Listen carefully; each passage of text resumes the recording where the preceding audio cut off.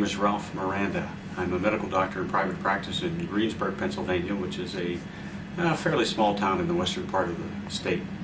Not too far from Pittsburgh, but close enough to the mountains to have some clean air. We kind of like it there. I've integrated complementary and alternative modalities into my practice for just about 20 years now, and I've found that to be a very gratifying experience.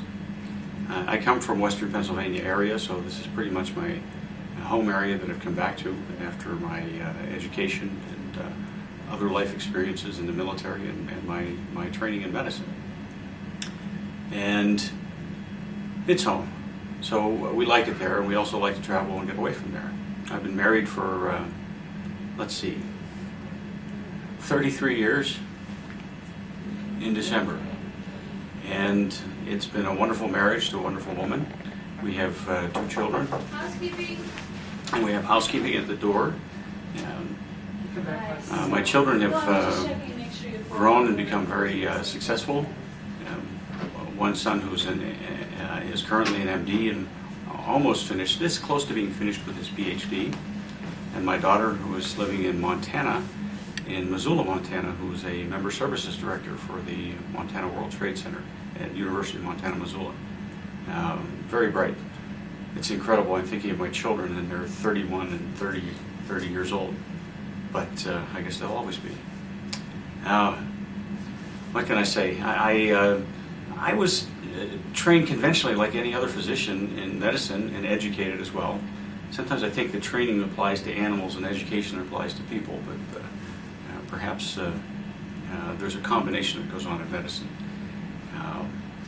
Just a usual allopathic medical training. Perhaps Hershey Medical Center was a bit more rounded in their approach and a bit more humanistic in their approach, and some of that stuck with me.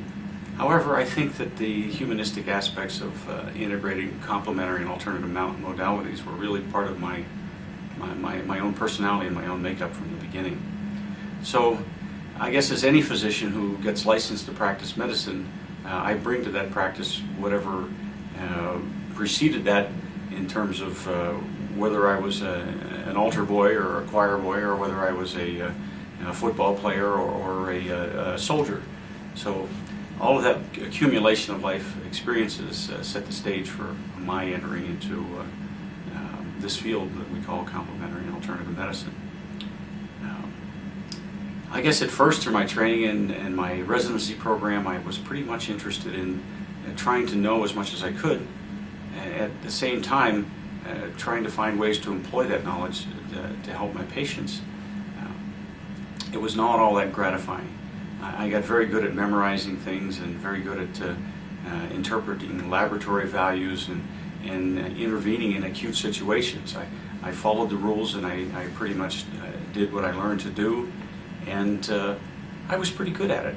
I liked working in the emergency room, I liked working in the intensive care unit, but beyond that, when I got into the less acute phases and spent more and more time in the outpatient clinics, I realized that the emergency situations that you can handle on an emergency basis, the fractures, the lacerations, the auto accidents, are totally different than the vast majority of what a physician in private practice has to face. The vast majority of problems are related to our behaviors and our lifestyles, which in a sense have become self-destructive. And with my residency training in family practice, it became more and more evident from seeing patients from cradle to grave, from following patients at all stages of life, that our lifestyle is one of the biggest obstacles to our health. So as I became more aware of that in my patients, I also turned my attention to that in my own self. And as you start getting past 30, you feel less like you're immortal and more like you need to take care of your own well-being. So growing up in my own life has been a learning process, as well as observing the patterns and the road that is being traveled by patients. And that's been the basis of my conceptual framework with which I approach my patients. And I can put it very simply, what I try to do, I try to find the underlying causes for the problems that are presenting, instead of just focusing on the symptoms and which drug will stomp out which symptom. I try to get attuned to the dynamics of behavior, the dynamics of toxicity, the dynamics of this particular individual unique patient that make this disease process or this disability or this dysfunction get to the phase that it is when that patient comes into my office. As you might realize, that is a time-intensive process. It requires some detective work. It requires some getting to know the patient and investing the time in that patient and investing myself in that patient in order to get an impression as to what is really in need of influencing, what is in need of adjusting, what is in need of dealing with. So I guess that's integral to my practice, is to invest the time that is needed and to be there for the patient. It does no good for me to be in the room with a patient but have my head on the golf course. That doesn't serve me, and it doesn't serve the patient, and it certainly doesn't facilitate communication or facilitate an understanding of that person's problems. So I also feel that I like to work in a collaborative effort. I think it's tough enough for me to be responsible for my own health and well-being, and to help you or the individual pursue his health and well-being. I can do that by way of advice, by way of analysis, by way of detective work, but I really believe that it is your responsibility, if you are a patient, and your responsibility to be a co-collaborator in this effort to pursue health. And that's what I mean by self-care. Not that you're able to set your own fractured ankle, but that you are able to take charge and take control of your own health and your own well-being and own it, because it is your responsibility, just like my health is my responsibility. So if I had to have a nutshell version of my intervention, or what I suggest for intervention, I try to find interventions that will either stop the poisons or stop the damage or slow the aging or slow the deterioration processes, and provide the wherewithal, the nutrients, the support, the behavioral modification, the relaxation techniques, the guidance that people need in order to enhance and support the body's natural repair processes. It is ludicrous for me to think that I do anything to cause healing. All I am is somebody who facilitates that process by guiding a person in the direction of removing obstacles or providing the necessary components to get beyond the state of disease or dysfunction, to, in essence, regain that state of well-being, that state of homeodynamic balance that we call health, full mental, physical, spiritual functioning. And perhaps we don't achieve it, but we always strive for it, we always pursue it. And that's my job, is to help my patient do that. I really got interested in pursuing the technical aspects of complementary and alternative modalities after my own personal injury or trauma. I was an assistant director for a family practice residency program and very much involved in teaching, and I love that, at a local residency program at a hospital near where we live. And during my tenure there, I had a skiing accident where I fractured some vertebrae in my neck and came very close to having severe and extreme disability. And I am grateful that I survived that intact and have been able to heal and repair, but it had set me on a journey to understand some of my own healing processes and the obstacles to that healing. But it also caused me to stop and take a greater assessment of where I was in my professional career and where I was in my life. When I had a salaried position as an assistant director of the program, I had pretty much good control over how much time I spent, that I could spend time with my patients. in the clinic and still be able to supervise the residents. But the question was, could I be in private practice and still make a go of it while adhering to those principles of providing the time that the patients needed, and still economically and financially make a go of it. And it was at least 6 years after I got into private practice before I ever came close to making the salary that I made when I was getting paid on a regular basis. But with some work and guiding myself into doing what I needed to do, I basically asked the question, can I get out there and employ these modalities? Can I offer these things to my patients? How do I say this?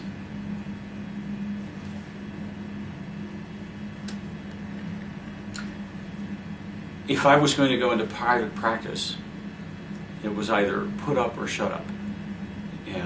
If it was my own initiative and I want to do the integrative modalities and I'm willing to take the financial risk, the real risk is when I had to do it on my own, not when somebody was paying me a salary. And so I did, and I tried to put that into effect. I learned to do, I learned something about nutrition because I had been working also in the drug and alcohol rehab field. I was forced to learn about nutrition because I found that a great deal of the derangements and the problems that are associated with alcoholism are related to the malnutrition that goes along with that. I read a very influential book by Roger Miller, who was, is that right? Roger Miller was the discoverer of pantothenic acid. Now, I get the singer Roger Miller, the piano player Roger Miller, and the scientist mixed up, so I get the names confused.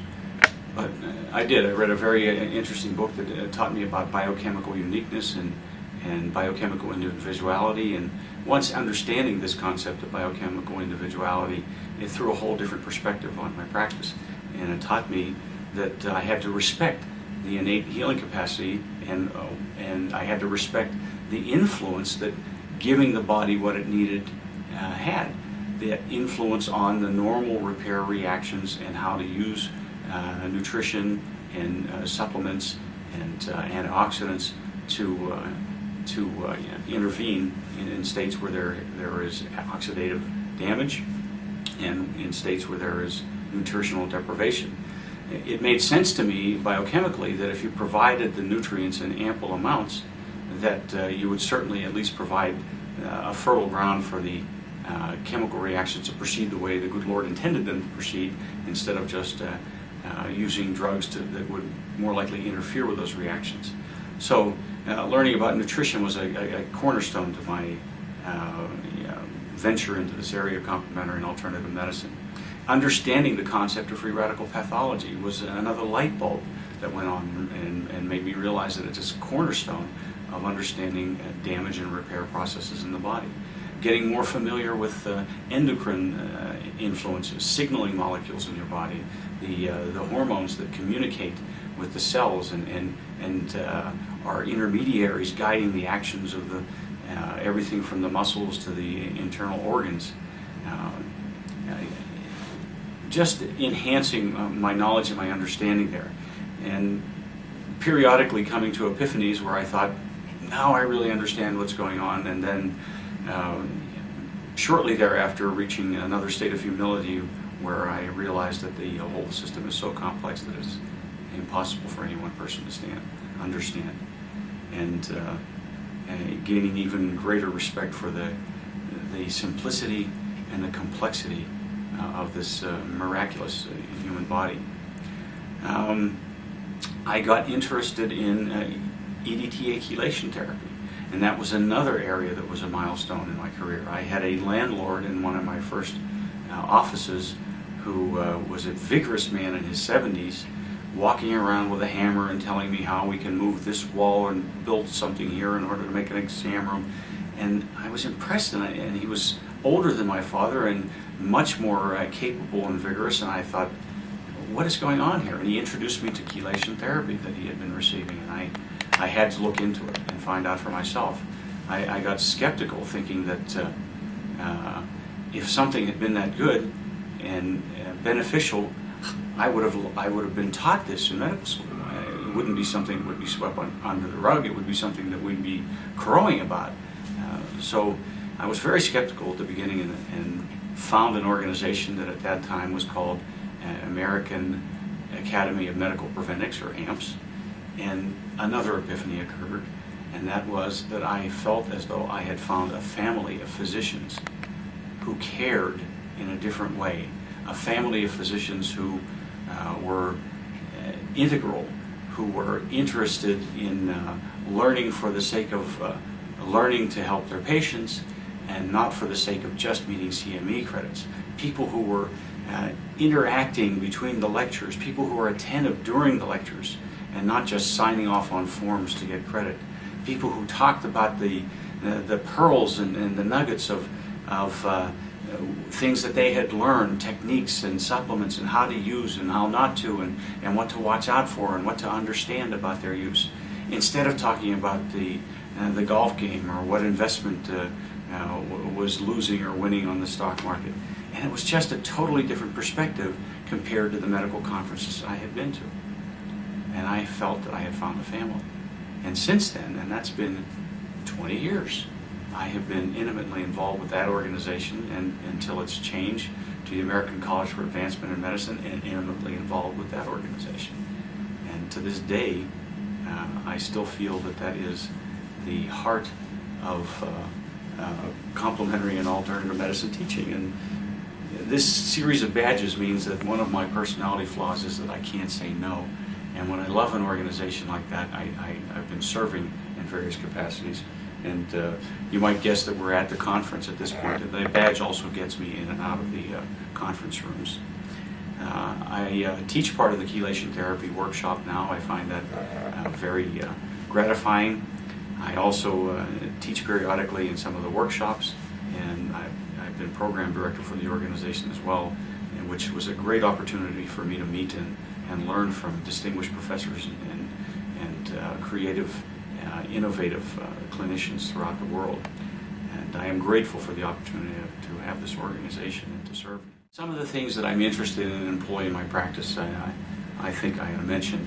I do the chelation therapy, and it was a stepping stone for learning a lot of other intravenous protocols and intravenous therapies, and I've become very good at using them, and I'm always learning more.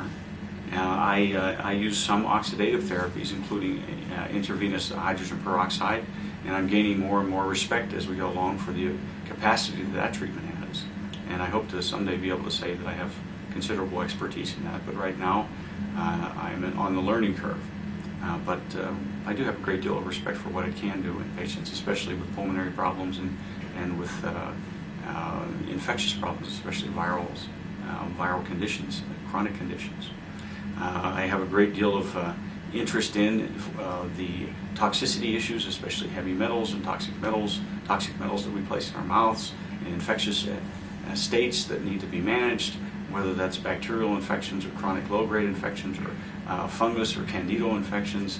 And I have respect for those organisms and what they can do to human beings and how they can challenge our immune systems and create havoc in our bodies. So I deal with those on a regular basis. I'm interested in biofeedback therapy. My wife's a biofeedback therapist and a counselor. We offer both in our office.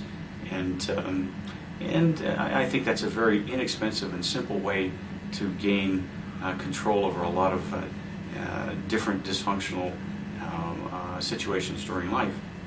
It's very useful as a relaxation technique.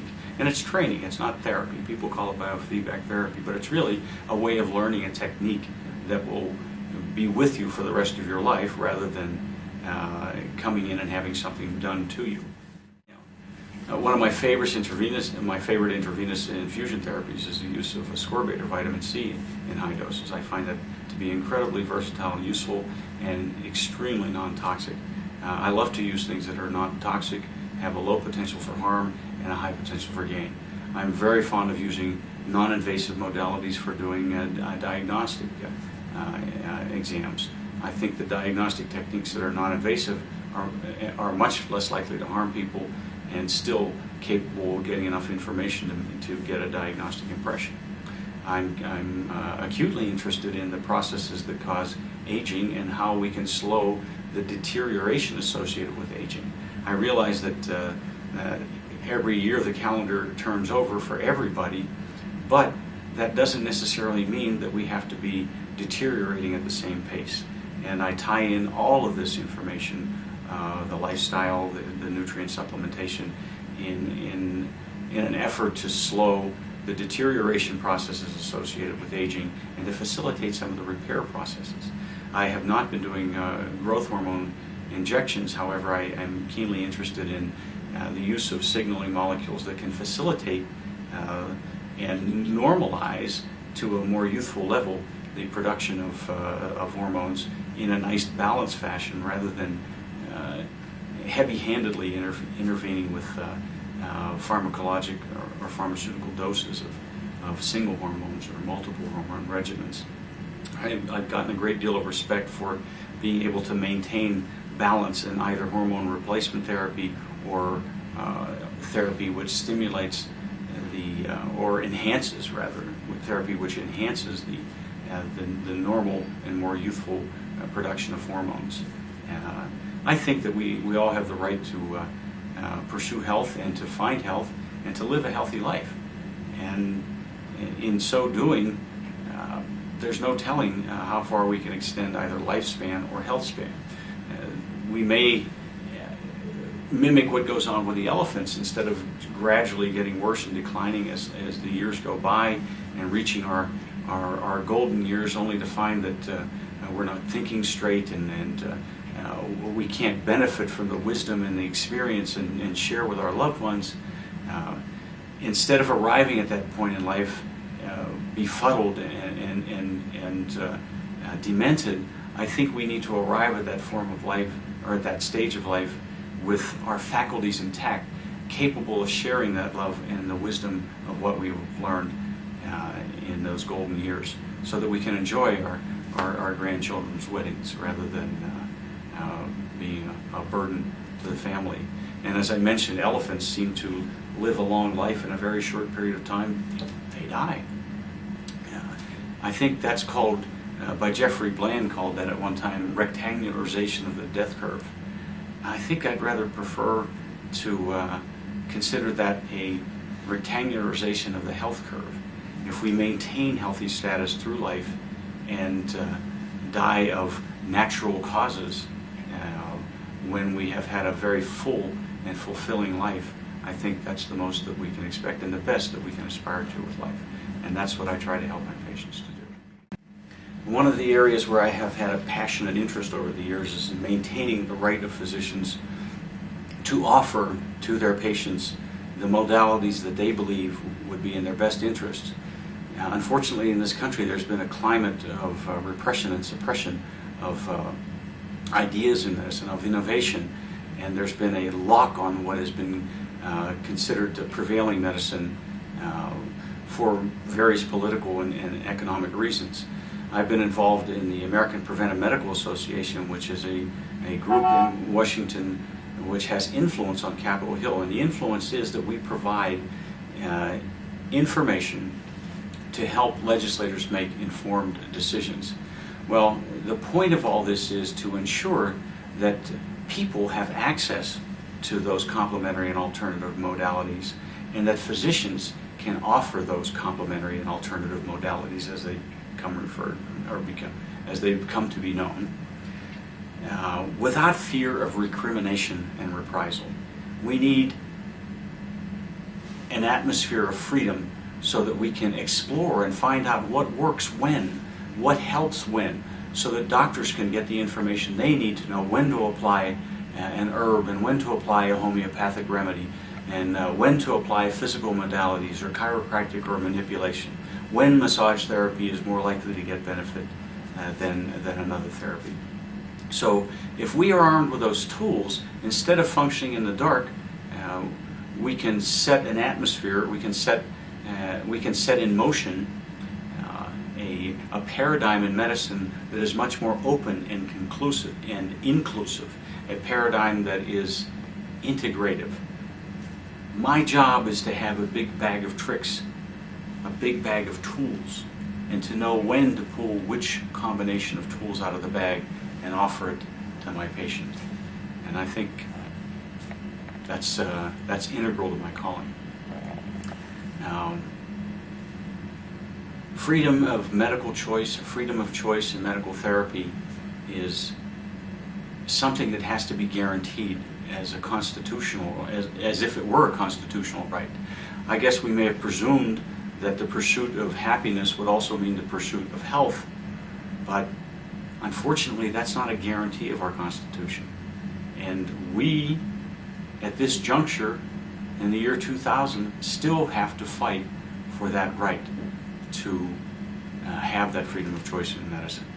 In some ways it's embarrassing that we are still in that situation as a society, but I think that the lights are turning on. The federal government has seen the wisdom through the efforts of APMA and other organizations to institute the National Center for Complementary and Alternative Medicine at the National Institutes of Health, and I think that's a major step.